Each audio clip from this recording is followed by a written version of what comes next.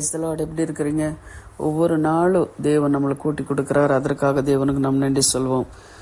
ராத்திரி இருக்கிறவங்க இப்போ காலையில் இருக்க மாட்டாங்க. ஆனாலும் தேவன் ஒவ்வொரு நாளும் நம்மளை கூட்டி கொடுக்கறதுக்காக தேவனுக்கு நம்ம நன்றி சொல்வோம். இன்றைக்கி சமாதானமாக இருங்க, இன்றைக்கி சந்தோஷமாக இருங்க. செய்கிற வேலைகளை தேவனை ஆசீர்வதிப்பார். ஒவ்வொரு நாளும் தேவனை கூப்பிடுங்க. கர்த்தர் உங்களோட இருப்பார்.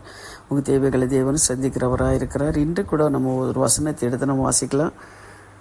அதில் மத்தேயு 15வது அதிகாரம் 28வது வசனம் பாருங்க. இயேசு அவளுக்கு பிரதியுத்தரமாக, ஸ்ரீயே, உன் விசுவாசம் பெரியது, நீ விரும்புகிறபடி உனக்கு ஆக கடவது என்றார். அந்நேரமே அவள் மகள் ஆரோக்கியமானாள் அப்படின்னு சொல்லி நம்ம பார்க்குறோம்.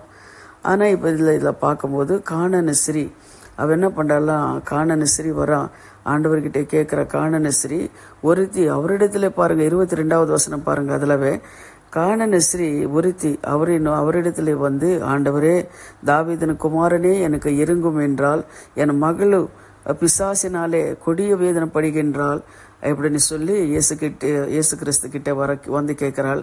ஆனாலும் இயேசு கிறிஸ்து காது கேட்காதவர் போல நடந்து போய் கொண்டே இருக்கிறார்.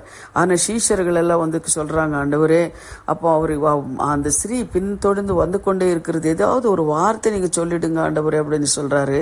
அப்பொழுது அவருடைய சீஷர்கள் வந்து அவர்கிட்ட சொல்றாரு. அப்போ அவர் சொல்றாரு 24 பாருங்க, அதற்கு காணாமற் போன ஆடுகளையே இஸ்ராவேல் வீட்டாருக்கும் அனுப்பப்பட்டேனே என்று மற்றவர்களுக்கு அல்ல, நான் இஸ்ராவேல் ஜனங்களுக்கு தான் வந்தேன் தவிர வேற உங்களுக்கு நான் வரல அப்படின்னு சொல்லுகிறாரு. அப்போ அவ என்ன பண்றா, பின்னு தொடர்ந்து கொண்டே வந்துட்டு இருக்கிறான். ஆண்டவரே, நீர் என் மகளு பிசாசினால கஷ்டப்பட்டு இருக்கிறா, என் மகளுக்கு நீர் ஆண்டவரே விடுதலை நீர் கொடுக்கணும், ஆண்டவரே எப்படியாவது நீர் விடுதலை கொடுக்கணும் அப்படின்னு சொல்லும்போது சொல்லி அவ பின் தொடர்ந்து வரும்போது, அஸ்ரீ பாரு, என்ன சொன்னாலும் பின் தொடர்ந்து வந்து கொண்டே இருக்கிறாளே அப்படின்னு சொல்லிட்டு அவர் என்ன பண்றாரு, என்ன சொல்றாரு, ஸ்ரீயே, உன் விசுவாசம் உனக்கு என்னாவது? அதற்கு அவள் என்ன பண்றாரு, மெய்தான் ஆண்டவரே. அதுக்கு சொல்றாரு, பிள்ளைகளின் அப்பத்தை எடுத்து நாய்க்குட்டிகளுக்கு போடுகின்றது நல்லதல்ல என்றாரு.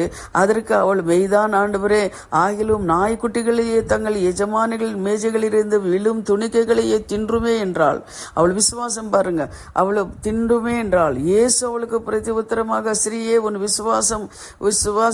விசுவாசம் பெரியது, நீ விரும்புகின்றபடியே உனக்கு ஆக கடவுது என்று அந்நேரமே அவள் மகள் ஆரோக்கியமானாள் அப்படின்னு சொல்லி நம்ம பார்க்கிறோம். அன்பானவர்களே, இதெல்லாம் வசனத்தை நம்ம பார்க்கும்போது என்ன தெரியுதுன்னா, நமக்கு இன்னும் விசுவாசம், நிறைய விசுவாசம் இருக்கணும்.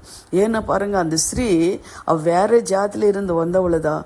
ஆனாலும் அவ என்ன பண்றான்னா, ஆண்டவர் தொடர்ந்து கொண்டே வந்துட்டு இருக்கிறார். அவர் போய்கொண்டே இருக்கிறார், காது கேட்காதவர் போல போய்கொண்டே இருக்கிறார். இவ என்ன பண்ண, கேட்டுக்கொண்டே வந்துட்டு இருக்கிறான்.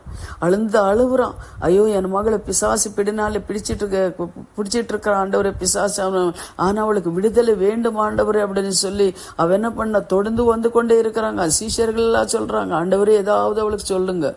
அப்போ ஆண்டவர் என்ன பண்றாரு, அவளை பார்த்து, அவள் விசுவாசத்தை பார்த்து அவளுக்கு என்ன பண்ண, உன் விசுவாசம் படி உனக்கு ஆக கடவுதுன்னு சொல்லும்போது அந்த பிசாசுகள் அந்த மகளை விட்டு வெளியே போய் அந்த மகளை சொஸ்தமானாள் அப்படின்னு சொல்லி பார்க்கிறோம். அது போல அன்பானவர்களே, நாம கூட ஆண்டவர்கிட்ட தேடணும். ஆண்டவர் அவர் பதில் கொடுக்கிறவரை விடவே கூடாது. யாக்கோபு நம்ம பார்க்கிறோம், அவர் என்ன பண்றாரு, ஆண்டவரை தேடி தேடி போனாரு. என் ஆசீர்வதித்தால் ஒளிய ஒன்று விடுமாட்டேன் அப்படின்னு சொல்லி அவர் சொன்னாரு.